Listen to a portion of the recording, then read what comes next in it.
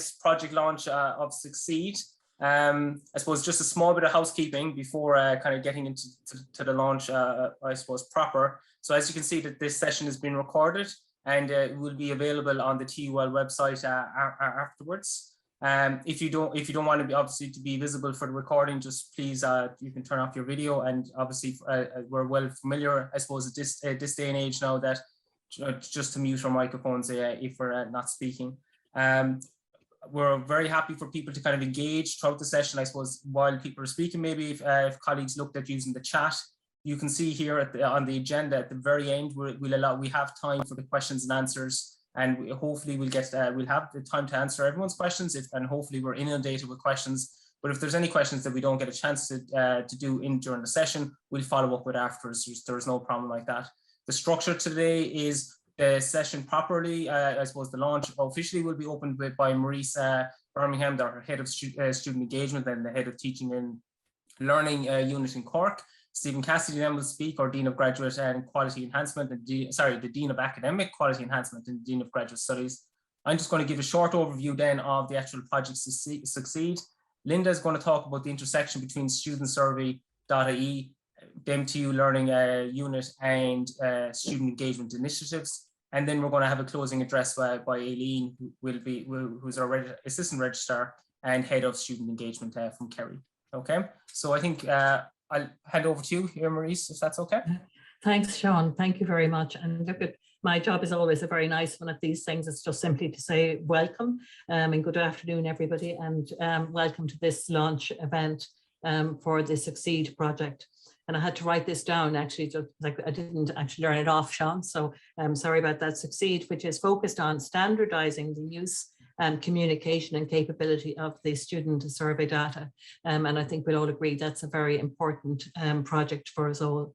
By way of background, I think it's important to acknowledge that this is one of 20 projects that was recommended for funding under the Strategic Alignment of Teaching and Learning Fund 2020, which is administered by the National Forum for the Enhancement of Teaching and Learning. 44 projects were actually received following an open call last semester, and all those projects were reviewed by 3 external national and international teaching and learning experts. 20 projects were actually selected, and each of those projects are being funded now in the range of 10 to 16,000 euro. And each project is led by either an individual colleague or a project team. And that's a very important piece in terms of, let's say, teaching and learning, student engagement enhancement functions, and how we extend our reach and impact. The first thing that I'd like to do is to really and very sincerely thank the project team from Succeed, and indeed all the project proposers who take time to think about the need for, let's say, teaching and learning enhancements within MTU, and take time to submit applications and to put real thought and energy into that. And the Succeed project team here for this particular event is led by Dr. Seán Lacey, with Linda O'Sullivan, Roisin O'Grady, Linda is in the Teaching and Learning Unit, is one of my colleagues on that team. Roisin O'Grady is the Student Engagement Officer at MTU Cork. Fiona Hatano, who's the project lead on the Locala Student Staff Partnership Programme. We have Deirdre Marie Casey, who is our Academic Learning Centre Coordinator. We have Will Carey as well in the house, who is the Project Coordinator for SALT 2020. And we also have Rosalind Hayes then from the Student Engagement Officer from the Kerry campuses, and our student union reps as well, the President Aisling O'Mahony, Vice President for Education in Cork, Cian O'Driscoll, that's the Cork representatives. And we've also had input from Chris Clifford, President, and Dennis Holton, who's the Vice President for Education in the Kerry campuses. And I think that sort of cross-pollination, that sort of team is very, very important. So thank you for pursuing this really important endeavour and for the energy and commitment that it takes to actually do a project on top of all of the other things that take your time.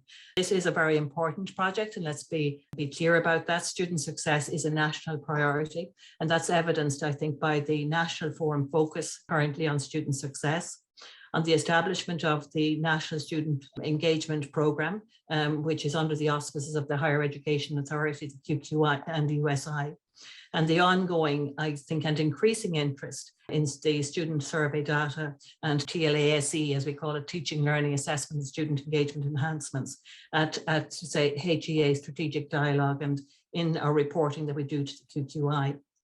But we all know that we can be awash, as I say, with data. I think Seán knows that, and we can still be thirsty for good information. And I think what the Succeed project here is about actually harnessing that good information out of the data that comes from the student success, the student engagement survey, and then using that data to evidence and to inform the direction of travel that we take in some of our positive teaching, learning, assessment and student engagement enhancements.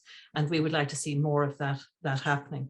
I think Linda's going to touch off some of the work that we've been doing in those spaces to build an infrastructure to enable that type of enhancement in MTU, and I suppose focusing because we come out of these stables, the unshut work and the teaching and learning unit. But I mean, there's a lot of other functions within and across MTU who are working on teaching and learning enhancement as well. But we've been working very hard in our area to develop an infrastructure that facilitates and enables these enhancements.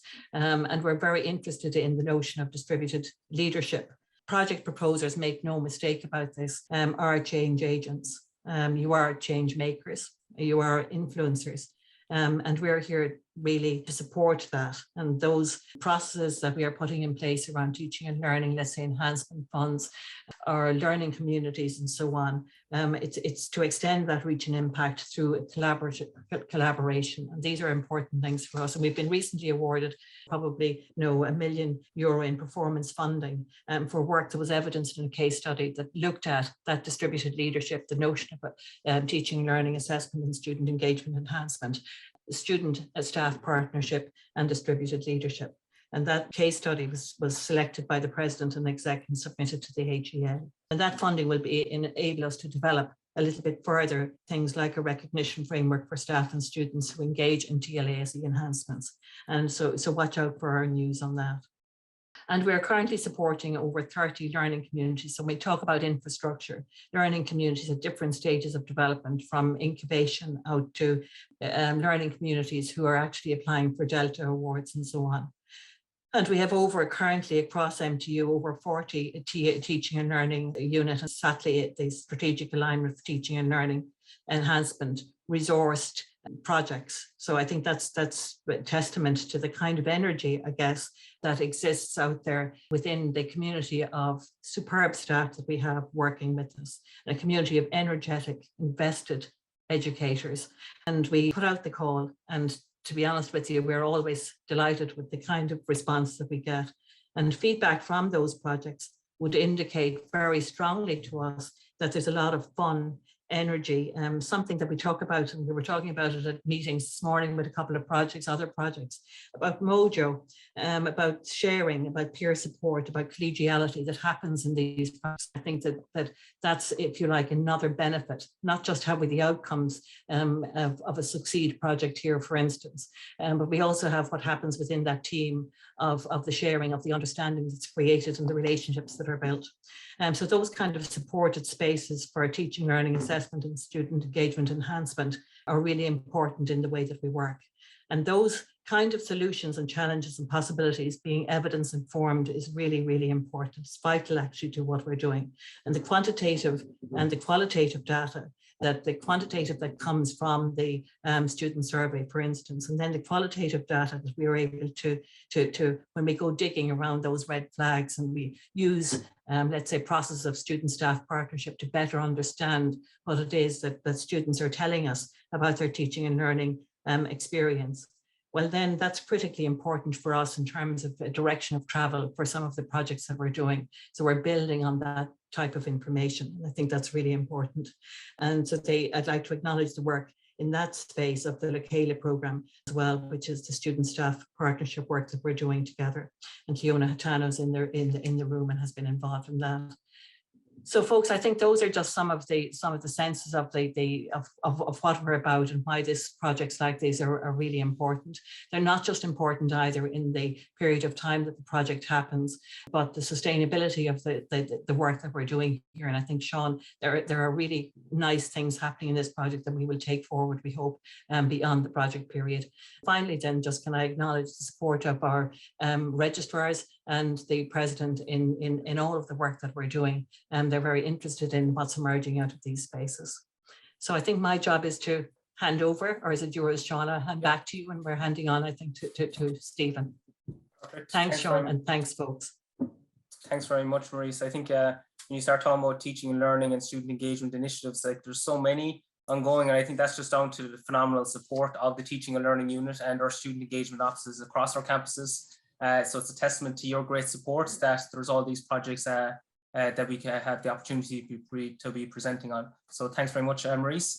So Stephen, Dr. Stephen Cassidy, our Dean of Academic Quality Enhancement and Dean of Graduate Studies, will now speak. Thanks very much, Sean. Thank you. So good afternoon. My name is, as Sean said, Dr. Stephen Cassidy, and I'm Dean of Academic Quality Enhancement on the Cork campus. And I'm delighted to have this opportunity to speak this afternoon. Over the last 10 years, the Academic Quality Enhancement Office in Cork has been at the forefront in putting the learner at the centre of our teaching, learning and assessment strategies. During that time, we've highlighted the importance of the student survey as a key information source for academic staff and management regarding the lived academic experience of students on MTU Cork programmes. During this time, working with the AQE office, Sean has been to the forefront in the dissemination of student survey results as it distills and clearly communicates the main findings and trends at the institutional level to academic council, to governing body and beyond. However, learners mostly interact with the university, not at the institutional level, but at the module and programme level. Therefore, the university has a range of programme level quality assurance and enhancement processes, such as course boards, annual course monitoring and programmatic review, where the university critically reviews its teaching and assessment strategies and facilities to see how it might better support learners in their learning. This is why I'm here today to support the launch of the project, because I believe it has the potential to bridge a gap that has existed to date in allowing student survey data, which heretofore has been predominantly analysed at the institutional level, to be more easily analysed at a department or programme level. This project therefore has the potential to allow departments to hear the student voice more clearly and reflect on this feedback in their quality review processes with a view to improving their curriculum and its delivery. An emerging factor of Student Survey 21 has been the student engagement indicators have declined significantly, both locally and nationally. Clearly, COVID and the requirement to move to emergency remote teaching has had an impact on how academic staff at the university engage with our learners. Going forward, at least in the short to medium term, blended or online learning is likely to remain a feature of our teaching strategy, and the importance of the technology enhanced learning in the teaching and learning units in Cork and their equivalent Kerry units in ensuring that we follow good practice in curriculum design and delivery in deliberately providing meaningful opportunities for learners to engage with academic staff in their learning journey will be important.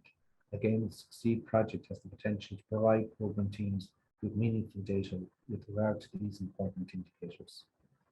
Finally, I would like to thank Sean for all his work on student survey to date and to wish him and the team every success in this important project going forward. I am confident that it will have a significant impact on student learning across the university in the years to come. Thank you, Stephen. Thanks very much for those nice words.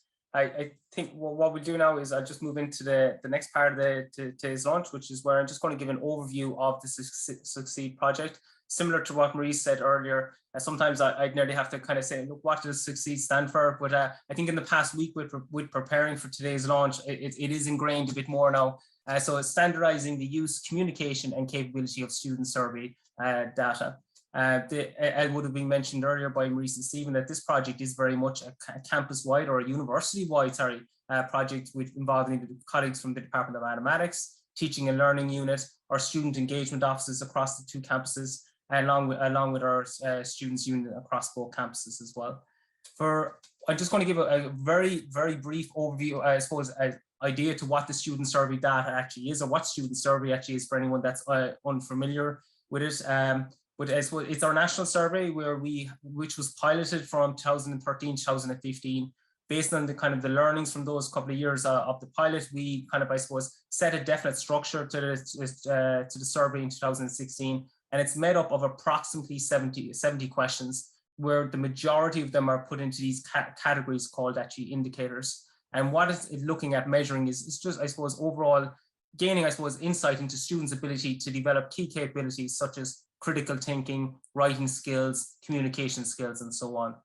And essentially, it is a mechanism to reflect on students' self-reported perceptions. I think that would be important to note just at this point here is that the students that this survey relates to will be your first year, final year, and taught postgraduate students. When it comes to, I suppose, like what's the issue? Well, and what was the motivation for Succeed to actually put in the application to the SATLI project? Is that, I suppose, to date, the data collected has been mainly used only at a campus level.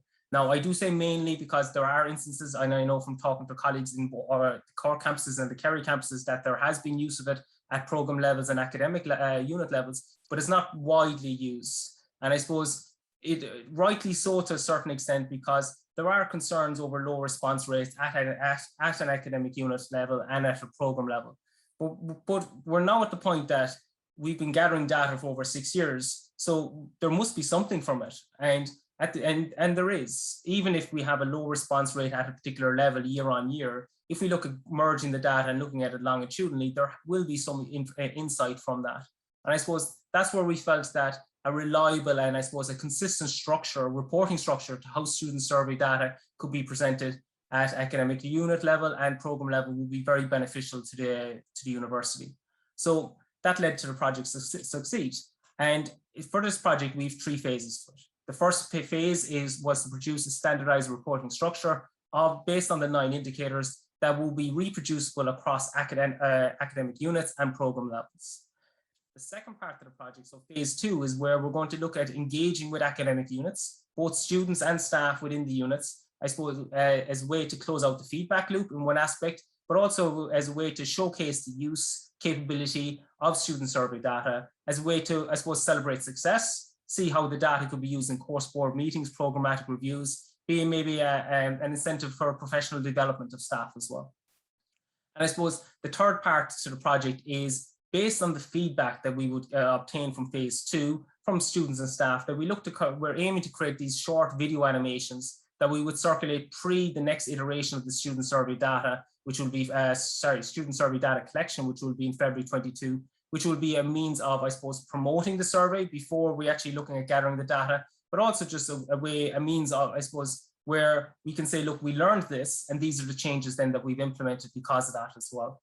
I suppose, so what I'm going to focus on actually here now for the next bit is just, I suppose, the automated structure, because Linda is going to then talk about the phase 2, and then obviously all that information is going to be pulled together then for phase 3. So when we look at this kind of automated reporting structure that's going to be produced, it can be produced for a program or for a department or for a school, faculty, campus, or the university. That's what the program will actually do. There's going to be 3 parts to the actual program. The first will be where the year-on-year response rate will be presented and the overall response rate. And I think the thing with response rate is there's no magic number unless you're at 100% of response rate. There is no magic number. It's very much dependent on what the population size. So a way to kind of get a certain validity or I suppose reliability from our response rate is by mapping it to a particular margin of error. And by having an idea to what this margin of error will be, this will enable us to kind of see, look, is our year-on-year data, is it that reliable enough to report on? Or is the response rate low year on year that we should look at the data longitudinally? When it comes to the actual report itself, then after that, the next part will be where there's going to be a year-on-year comparison with it for a particular program, whatever the program is, or an academic unit across the 9 indicators. Now, if you think of this year-on-year, that's 6 years, 9 indicators, so that's 54 sets of analyses straight away we're at here now at this point. But then there's also a case of where naturally it's of interest to see, look, what's happened longitudinally. If we look at our data collectively over the 6 years, so that's going to be the third aspect to the report of where there will be a longitudinal comparison within the university across all the 9 indicators. If we're adding up numbers here, 0.2 gives us 54 sets of analyses, 0.3 gives us 9, so that's actually 63 sets of analyses that will appear in this report. And that's very overwhelming. That's overwhelming for an experienced statistician. And I suppose that's where we'd feel that the second part of this project is essential in order for the project to be successful. One thing you'd see here that I'm mentioning these indicators a couple of times, these 9 indicators, I'm just going to pop up in the slide here, just what the names of these indicators are. I won't call them out. Linda's going to touch on them again in a couple of minutes. But I suppose the one thing with these indicators, when you start seeing them, they can be very overwhelming, I would personally feel. But I suppose not all the indicators are, I suppose, not all the indicators, I suppose, are relevant to all programs and to all academic units. it will be a case of that a certain academic unit or a program will be interested in one indicator over the other, and that's natural as well, and that's something that we'd aim to kind of discuss and learn from in the phase 2 of the project. I'm just going to do 2 more slides and then I'm going to hand over to Linda. One slide is just where I'm going to just focus on giving an illustration of the year-on-year comparison and what do I mean in relation to that, just based on some sample data. And then the other slide will be just look at the longitudinal comparison, just to kind of give a flavor. Look, what do we actually mean when we say year-on-year? What do I actually mean when I say longitudinal? So this on this slide here, this is sample data. This is not any actual program or any real data. This is data that I would have made up. And this is looking at the indicator, which is called quantitative reasoning. And what we find from this indicator is that, you know, there's a couple of peaks and troughs, and I'll talk about that in a minute or two. But essentially, this indicator is actually made up of 3 questions. So how students responded to 3 questions, their answers are kind of combined to give us this kind of indicator score. Now, when it comes to this indicator score, the score will be range from 0 to 60. If you look at the table on the left-hand side of my slide here, you can see that for these 3 questions, and it's not that we need to read the 3 questions or anything like that, but for the 3 questions, there's 4 response types. So students could say never, sometimes, often, very often.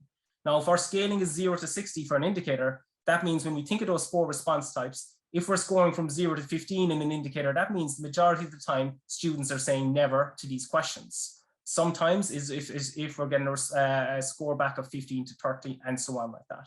If you look at this graphic here, what we actually are scoring as is just shy of 18. So what that means is when it comes to this particular indicator, which is called quantitative reasoning, students are saying sometimes on average to these questions. Now, the reason I picked quantitative reasoning as an actual example here is this is a prime example of an indicator that is not applicable to all units, all academic units. If you look at the questions that are being asked here, they're all kind of questions that are relating to numerical side of things. And not all programs across our campuses are involving that kind of quantitative reasoning. So for some units, whether our programs, quantitative reasoning will not be an indicator that is of interest. And that's natural, but then it's a case of, right, we can push aside those set of results. Let's focus on an indicator that is applicable. And again, that's something that we'd hope to kind of have a discussion on in phase 2 of the project. But what we can see in this slide is that this is kind of a trend. Look what's happening for an indicator over the course of the 6 years, okay? But then it's a case of, this is kind of within, where it could be within a program, within an academic unit, but it's only natural then that, well, we know what we're doing. How do we compare with others? So that will be the second set of analysis that we're going to look at, is we're going to look at a longitudinal analysis. Again, this is sample, so I just want to stress that this is just really random data that I just made up. And what this relates to here is a program. And what we're doing here is we compare the program to its department. Then you can map the department to the school, faculty, campus, and university. So it's kind of where you have this hierarchy. And kind of the closer you are, obviously, you're looking at kind of, I suppose, disciplines that are some way similar to you. And then the farther away in the hierarchy, obviously, it's kind of going to be more broad. But what we can see in this case, and this is what the report will actually show as well, in this case, it would appear that the program, students are scoring the program for quantitative reasoning the same as the department is being scored, which is the same as the school is being scored. And this is all just within MTU, so that we're actually to be able to kind of just see, look, how we are comparing to our, I suppose, peers to a certain extent. Another one, just giving another example of what I mean, then this is if we were to generate a report for a school. Okay, so what we could do for a school then is the school, we could see, look, how does the school compare to the faculty, if there is a faculty, or compared to the campus, or compared to the overall university. And in this one here, we're able to see it would appear that the school is in line with the faculty, which seems to be scoring higher than the campus and the university. And again, I'm just stressing that this is just a sample one. This is not based on anybody's actual real data or anything like that. But this just gives a flavor of the type of analysis that is going to be present in this automated report that we have produced in relation to Succeed. But I suppose the thing for this then is, I suppose the project team, we are very proud of this, the reporting structure that we have, but it's a case of, well, what's the benefit on the ground to the academic units, to the programs? What is the impact on the students in relation to this? It's great to be able to produce the statistics, but so what?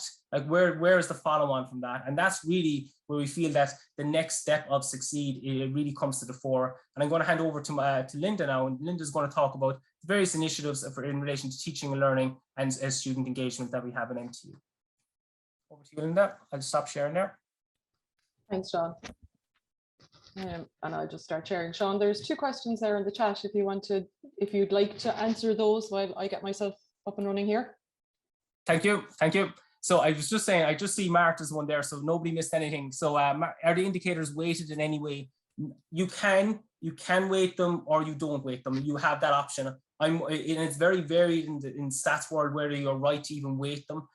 So the reporting structure that we are going to create, they won't be weighted. Okay, so they're basically going to be indicator scores from 0 to 60, and whatever students responded, they responded. We're not going to adjust for the fact that maybe the proportion of, we'd say, first years wasn't as large as we would have expected. There won't be any adjustment like that as the first take in this project. Now, maybe feedback from when we engage with the academic units is that there will be a preference for weighted, and that's maybe something that we can look at over time. I suppose this project is going to be something that we hope will grow. It will depend on what the interest is at the various program levels and academic units. Just to see Emer's question there, was there a applicable option, or will some groups answers biased info? Well, I suppose to certainly this all really depends then on the response rate, really. You know, if you have a low response rate, well, then you have the risk that the data will be biased, and then that's essentially where your results potentially are not going to be reliable. You'd like to think that when you have a larger sample size or a larger response rate, that your results, you know, a minority might be biased, but they will be masked by your actual overall good response rate in that case. And essentially biased results, or maybe people answering incorrectly or unreliably, that's the nature of doing surveys. Okay, so that's part and parcel of doing a survey, and this is why we really want a large response rate in relation to when we're coming to this analysis. I think I'll put it on hold now, Linda, because I think you're set up, and I'll look at the rest of the questions maybe at the end, if that's okay. Yeah, no problem. Perfect. Thank you. So thanks everybody. So my name, if you don't know me already, my name is Linda O'Sullivan. I was formerly a lecturer in the Department of Computer Science here at MTU Cork. And in March 2019, I was lucky enough to be seconded as an academic project lead with the Teaching and Learning Unit and Anseo, the Student Engagement Office. So just a bit of background.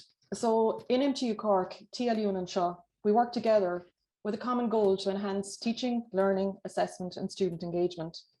And definitely in the 4 years that I've been involved with both TLU and Anseo, I've witnessed this firsthand as I've been involved in many programs and initiatives and learned so much about each of these elements.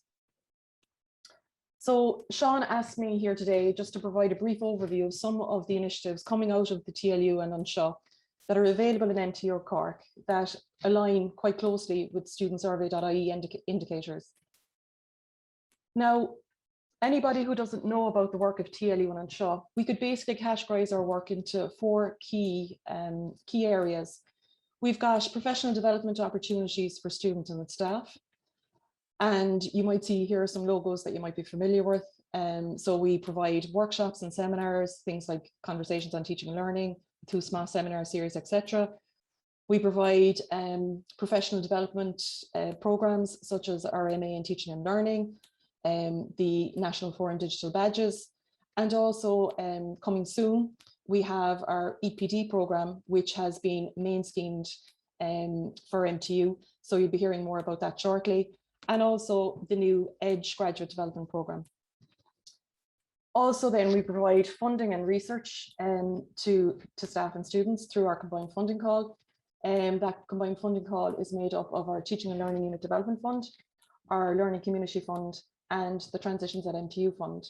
And also for the last 2 years, we've been managing and coordinating MTU's allocation of the Strategic Alignment Fund. We also provide support to students and staff. So for staff, we have learning communities, we have coaching and mentoring programs, and also then for students, we have our Academic Learning Centre, our Academic Success Coaches, our Reach Academic Mentoring Initiative, Good Start Programme, and Lakela. And we produce a variety of resources. So I'm just listing a few here. We've got our In at the Deep End resources, we've got our tacit quick guides, we've got our TLU Weekly that we launched this year, and also we've got many Just Ask resources that have been developed as a result of the Good Start programme. And as such, what you can see here is like, it is an embarrassment of riches. And to be asked to talk about any of the, like, how do I go and talk about any of these? It's like being a parent and asked to choose their favorite child. So what does any good parent do when they're asked to choose their favorite child? Well, they go and put a spreadsheet together. And that's exactly what I did here. So as Seán mentioned, the studEntsurvEy.ie questions, the 70+ questions that are asked, can be divided into these indicator groupings that you'll see along the top of the table here. You've got higher order learning, reflective integrative learning, quantitative reasoning, collaborative learning, effective teaching practices, learning strategies. So those first 6 there, you really could say relate to the whole area of teaching, learning and assessment. And then the student-faculty interaction, quality of interaction, supportive environment, they possibly, was to say, map to kind of the student engagement element of the work.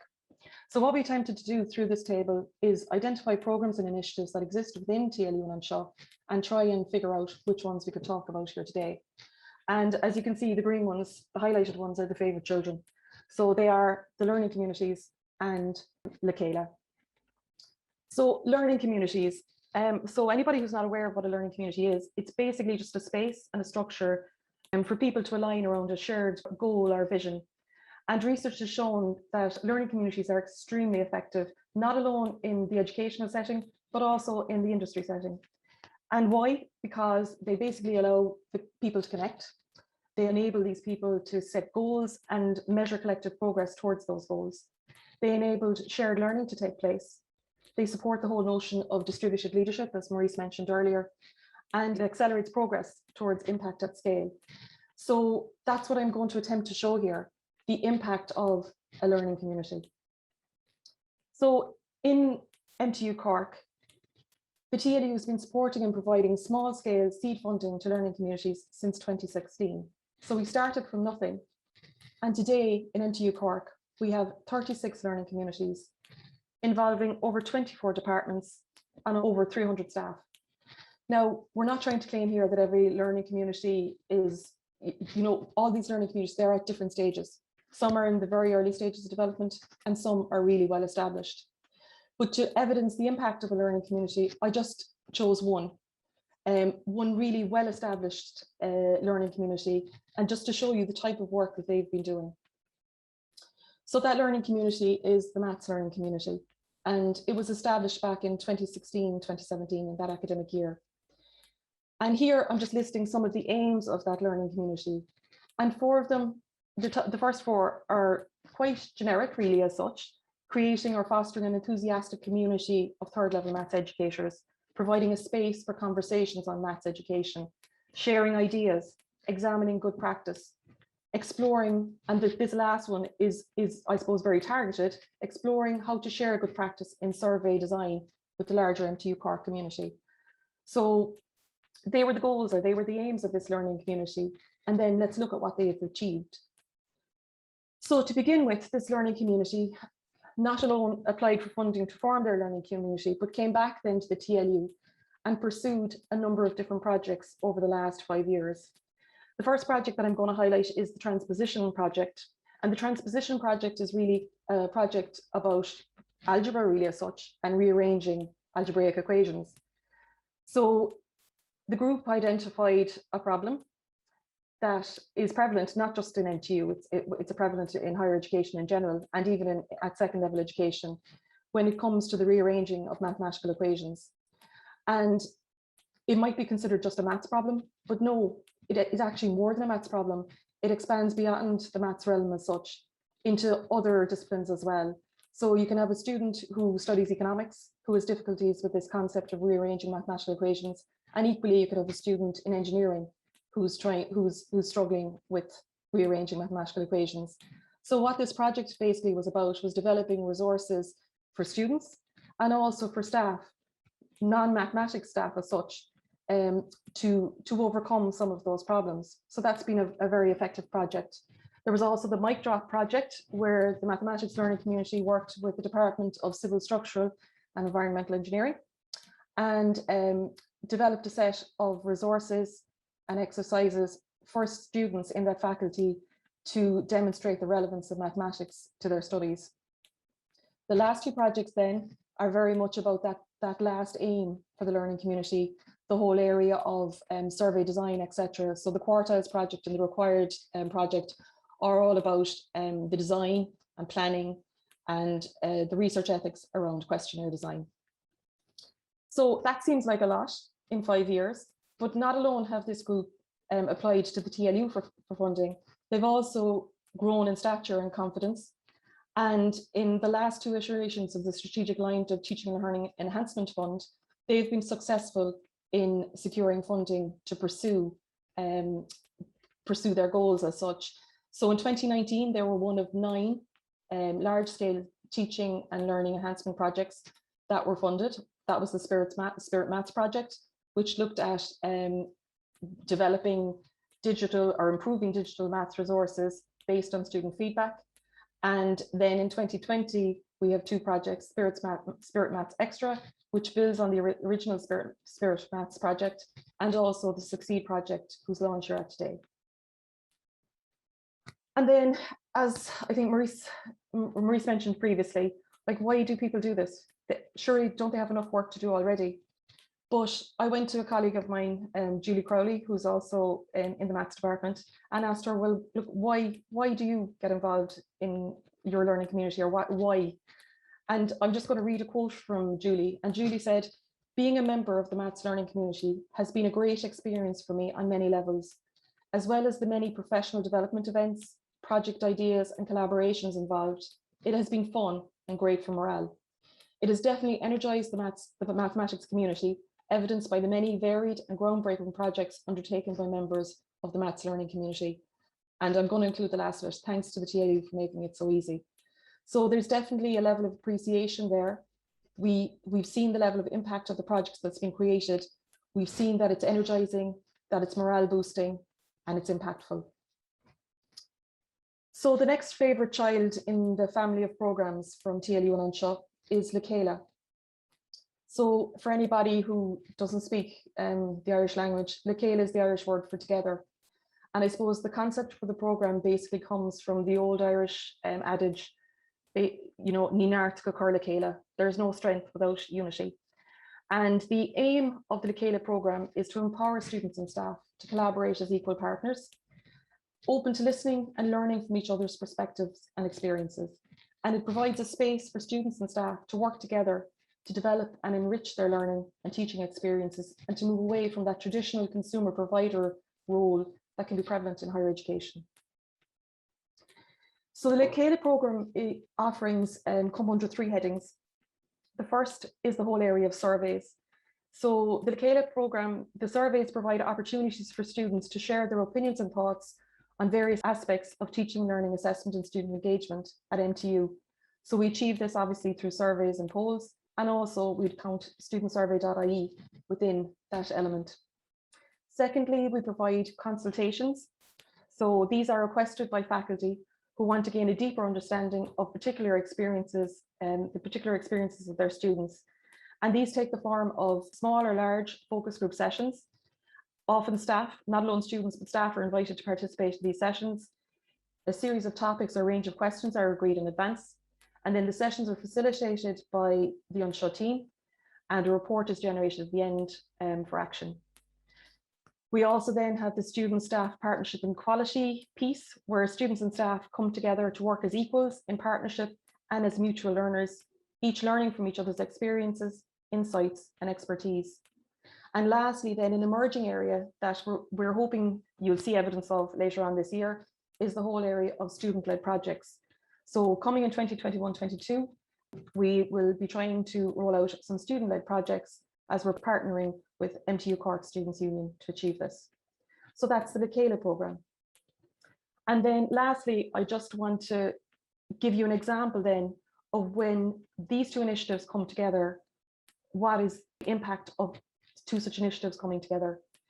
So all of you would have heard basically in the last week or so about the assignment toolkit that was recently launched by MTU Cork's library. So what had the learning communities and Lekela got to do with the assignment toolkit? Well, this project was spearheaded by the MTU Cork library learning community that was established in 2018 with support from the TLU. This team, again, very much like the maths learning community, started slowly, evolved, and in 2019 they secured funding again under SATLI to develop an information literacy open educational resource for undergraduate students. This was a student-staff co-creation project with student participation managed and facilitated through Lekela. So this resource is not something that was created by MTU staff alone. It was created by staff and students in MTU. What's the result? Well, it's resulted in the development of a resource that benefits not alone MTU students, but all students nationally and internationally. And that's basically down to the fact that it's an OER. So that's extremely powerful. And again, why, right? And why do people do this and what do they get out of it? So again, I'm just going to read an extract from an email that we received from Jean Ricken, who is the Institute Librarian here in MTU Cork. And Jean basically said she just wanted to reiterate how much the TLE and Shaw team have been an integral part of this initiative. You've supported our library learning community members every step of the way and really enabled this wonderful co-creation between staff and students. We are truly grateful for all your help, encouragement and guidance throughout, and very much look forward to continuing to partner with you on such initiatives. I think a common thread there between the two testimonials, the one from Dr. Julie Crowley and the one from Jean, is that willingness to, I've achieved this and I also want to continue this work. So hopefully I've done my job, Sean, and I've whetted people's appetite. And basically, if you'd like any more information or make contact with the TLE and Unshaw here in MTU Cork, you can access our websites. I've given the URLs there. You can follow us on Twitter. I've given you our Twitter handles. You can contact us by email, or you can contact either myself or Roisin O'Grady for further information.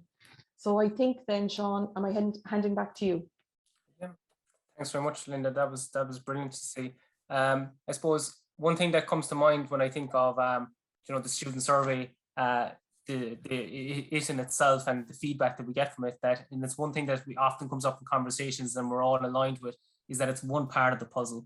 It's one part of the picture. And I think the spreadsheet that you showed there earlier on, that actually just highlights that as well. And that will be, I suppose, a consensus across all the university, because I know from conversations I would have been having with colleagues in the past week in preparation for this in both our Kerry and Cork campuses, is that's where we're very much aligned, that student surveys is very powerful, but it's only one part of the picture as well. And on that note now, I think I'll hand over to Aileen Kennedy, who's our Assistant Registrar and Head of Student Engagement in MTU Cork. Thank you, Sean. I'm actually very conscious of time because we were due to finish 1:45, so I'm not sure, should we just go straight to Q&A at this point? Because people might have questions. You're okay, Aileen. No, we had it down for you to start 1:45, so we're okay. Yep. Okay, we're good for time. Okay. Yep. Thanks, Sean, for that. No problem. And I suppose maybe just a few words because time is tight. Just to say thank you to Sean, I suppose in particular, for progressing the Succeed project proposal and securing the SATL funding that Maurice mentioned earlier. And I suppose really the issue that Succeed is addressing, which is the accessibility and the user friendliness of the rich data from studEntsurvEy.ie. This has long been, I suppose, a challenge really since studEntsurvEy.ie was first launched. And this particular Succeed project, standardising the use, communication and capability of studEntsurvEy.ie data, this will absolutely contribute to the success of the studEntsurvEy.ie in MTU going forward. And I suppose I just wanted to briefly, just from my perspective, from my experience of studEntsurvEy.ie over the last number of years, I suppose just to focus in on particularly what does success look like with respect to studEntsurvEy.ie. And I suppose I see a number of phases, which includes the excellent work that is being progressed by Sean now in the context of the Succeed project. I suppose one piece of the jigsaw is this, I suppose, engaging students in completing the survey and increasing that, because we have seen in recent years there has been a fall off in student engagement in completing the survey across MTU. I suppose the next piece is making the data accessible and user friendly so that the data will be engaged with, I suppose, and made use of, which Succeed is now addressing, which is really excellent to see. And then I suppose the next piece is reaching out and supporting all departments and all units, not only academic units, but also the professional management and support services, the library, the student support services, sports societies, etc.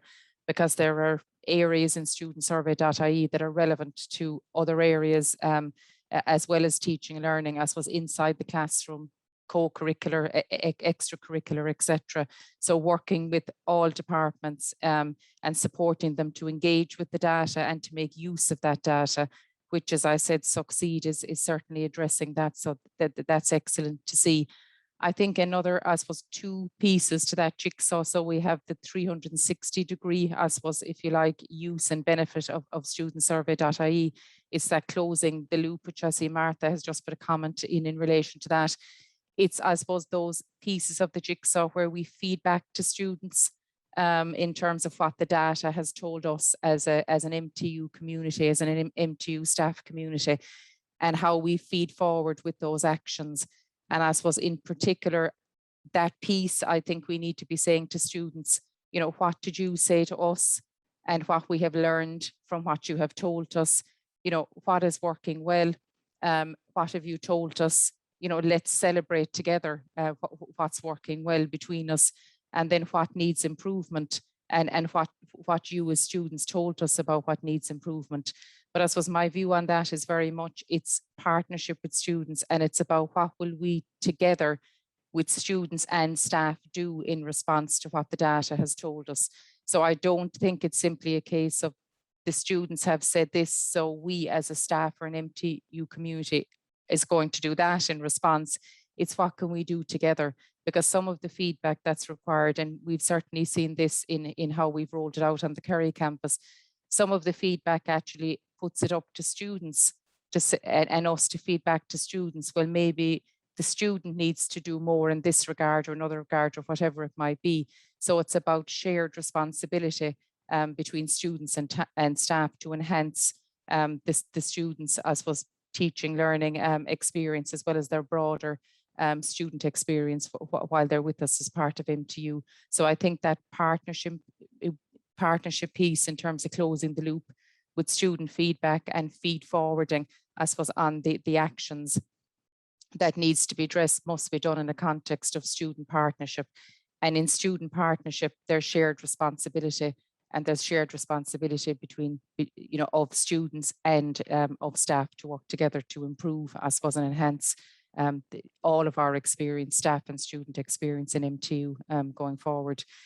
So I suppose I just want to conclude by saying that I'm very much looking forward and excited about the project that Seán is leading on in Succeed, because I think it's going to absolutely have a significant impact in terms of how we roll out the studEntsurvEy.ie going forward. Not only roll it out for next February because it's an annual survey, but the rolling out of it, the planning of it, I suppose, the rolling out of it in next February, March, and how we close that loop as an MTU, and really, I suppose, see the benefit of studEntsurvEy.ie going forward, and how that will inform steps that we take going forward in enhancing our student experience as part of MTU.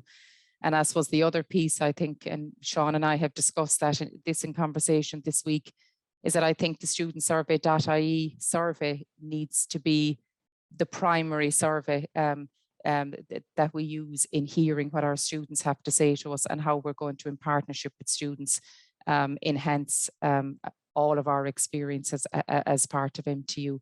So I very much look forward, and the Kerry campus, the student engagement officer and the registrar's office from the Kerry campus perspective are very much looking forward to working with Seán and other colleagues on the Cork campus in rolling out and planning for student survey for next February, and hopefully going forward this work, and not hopefully, but I know the work that Seán is doing in Succeed and the team that are working with Seán will contribute to certainly a more useful, I think, iteration of student survey going forward in MTU. So thank you all very much. Thank you, Seán. Thanks very much, Aileen. So many good points you mentioned there, but I'm going to just pick up on one word that you said, and it was that exciting.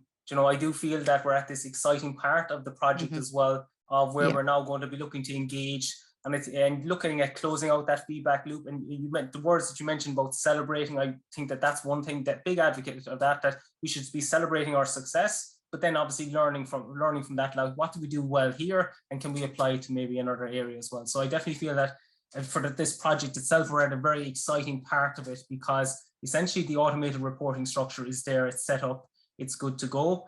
That if colleagues are interested in kind of maybe seeing, look, what I suppose their data is in relation to their program or academic unit, then if you could reach out to us and we'll follow up on that. Now, I suppose when I say to reach out with us, we have a web page on the TLU website here and /succeed. We'd like you to contact us through the actual official channels. It's not that we're trying to avoid emails, definitely not. I'm more than happy to have actually emails, but I suppose it's more just that we can actually tally the interest in it, because this project is not going to answer everything in relation to student survey. Our first take at it is to look at the 9 indicators, but there's so much more to student survey. There's the 9 indicators with respect to what type of student is it? Is it a part-time student, full-time student? There's the 9 indicators for first years, final years, undergrad, taught postgraduates. There's 9 indicators for males, for the gender types as well. So there's loads of scope, loads to grow with this. And I suppose what we need to do, I suppose, is to show, look, that there is a demand for this. There's a demand for this kind of resource, and that maybe when another funding call comes, that we can actually say, look, these are the numbers that we have and we want to grow this project. So if you're interested in kind of maybe, I suppose having a report for your academic unit or program, if you reach out to us through the website, that would be much appreciated. From that, then what we're going to do then is we will generate this kind of report and share it.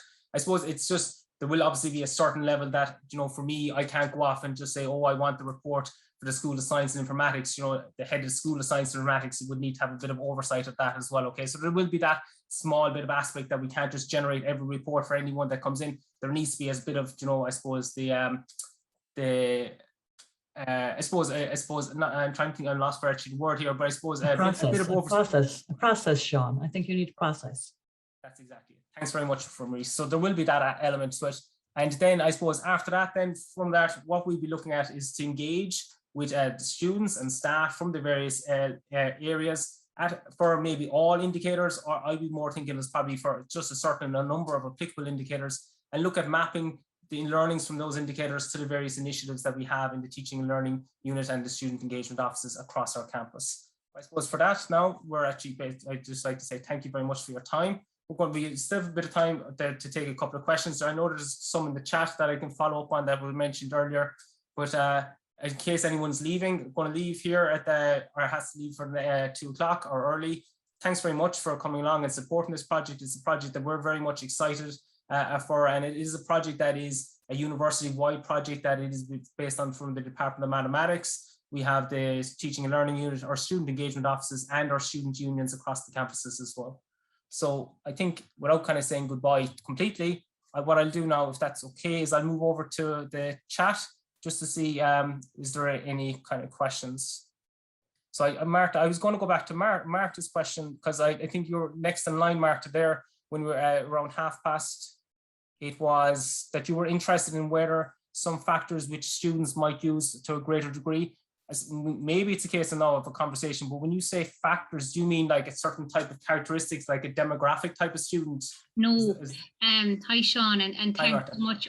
There's something wrong with my camera today, so I've disabled it. I'm sorry. And thanks for your really interesting talk through of what you're doing there down there. It's really, really exciting, as you say. No, I'm interested to know, like, if I know, and the fact that we can do it is great, because I suppose just from some postgrad stuff I would have done myself, I know that students, okay, when they're creating a perception, generating that perception of their experience, some factors will play a greater role in it. Some factors have a higher weighting, I would imagine, on their assessment of their experience than others. And it would be lovely, because, you know, we could be delivering an absolutely excellent experience here, but if it's not aligned with their perceptions, then there might be a slight gap. You know, that's just my only query or comment. No, that actually makes loads of sense, Marta. Thanks very much for that. And I suppose essentially, yes, within the data, there is that mechanism. There's no doubt about it. I suppose when you think of the automated structure, we won't do that at the first go of it, because I think when you think of those factors will vary depending on the discipline, will vary depending on the student. So they will be very specific. Yeah. So I suppose essentially, yes, there is that potential. That wouldn't necessarily be something that Succeed would look at in this project, but this is, I suppose, when we engage with the various units, they will be notes that we will be taking. So when we're looking to progress this to the next level, that's something then that we could be taking into account. That's brilliant, Martha. Thank you very much. Is there any other jumping one that's, if anyone wants to highlight there? I'm just quickly going through them there. I think Bill has a question there about when is the data going to be available. The reports for this year were launched the other day, when was that, Sean? Wednesday. Wednesday, yes, yeah. And then the specific institute data, I think Siobhan Nilonica was saying it'll be probably January, I think was what she was saying. Yeah, and I think it's not that the data will be just openly available. So I think there will be a process to kind of obtaining that data as well. Yes. Yeah. Was there any other, does anyone may want to highlight anything in case? I think, has everything been covered in the questions? I think so, Sean. I think you've caught all the questions. Brilliant. Yeah. Great, very good. So look, that's good. And we're just coming up to 2. Fairly good. It's not too bad. No, not too bad. So look, I think, will we leave it there, so? Yeah, look at Sean, thank you very, very much. And to the team again on the Succeed project. I think this is an important project, and, you know, collecting all this data, increasing the participation rate by students and so on, all very worthwhile, but not worth an awful lot if we don't follow through with action. So I think that's a message coming through, and getting that useful sort of direction of travel, those extracting the insights here and harnessing that. I think that's really important. They should inform the direction of travel then of other projects and so on. So I think this is great work. Thanks, everybody. No, and I think just my last thank you. So obviously there's a thank you to the project team. Thank you to everyone here for supporting today's launch. But I suppose also thank you to Maurice as well, and to Will, the silent people behind the background that are actually make all these things possible for us. So thanks very much as well. Thanks, John. Take care, everybody. Have a lovely weekend. Sean.